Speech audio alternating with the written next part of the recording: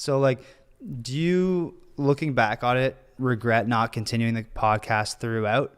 Or do you think you made the right call by stopping then, growing the platform, having, you know, all the people that are watching today, kind of building that up and just restarting it later?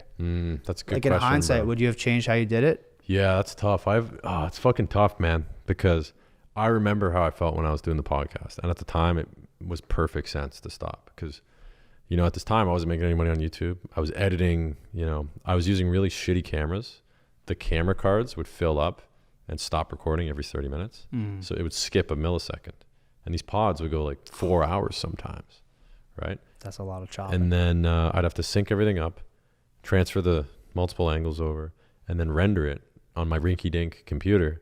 And a 2 or 3 hour podcast would end up taking about 8 or 9 hours of work. And then it would get 500 views, maybe 1,000, right? But I go out one night at Sizzle, film some drunk interviews, spend 5 or 6 hours editing it, 30,000 views. Yeah. Everybody's fucking going wild in the comments. The juice just wasn't worth the squeeze, man. But I loved doing them. They were amazing because you have these deep, intimate conversations and, you know, you get to be yourself too, right? So I do wish I stuck with it, because if I stuck with it through those years, dude, I met so many people that would be great guests. Because when I started the pod, I would just have normal people on, right? Like I had a buddy from high school, but then I'd have a comedian. I had a guy that worked for Rebel News and then he got fired. I had a guy that has a fucking blue check mark on Instagram. He's a musician with 400 million downloads on Spotify. You had the naked news lady too. I had the naked news lady on. I had other people on, allegedly. Yeah. And at the time, lost episode. Yeah, the lost episode.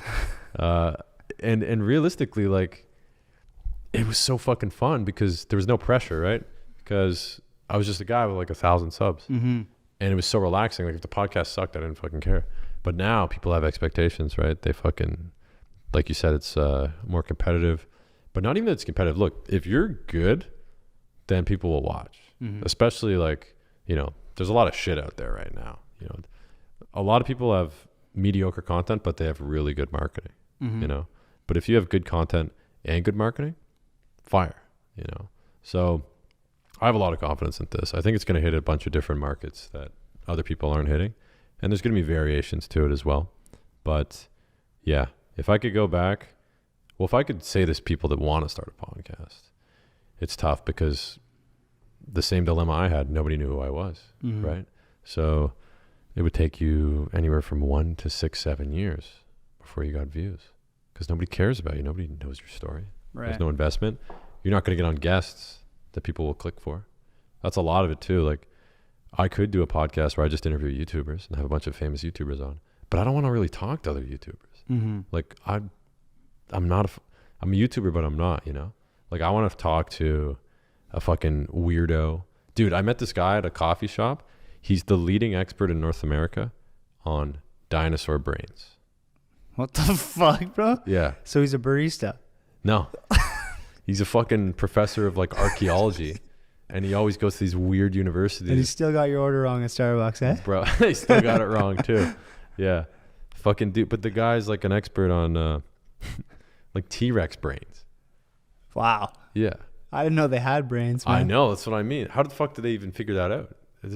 We're talking 10, 15 million year old bones. But dude, to me, that's like, wow, I want to talk to that guy. Like, in fairness, that's such a niche topic. Like, there's probably 3 guys vying to be the top expert in North America. That's true. Yeah. But nonetheless, pretty sick flex. Yeah.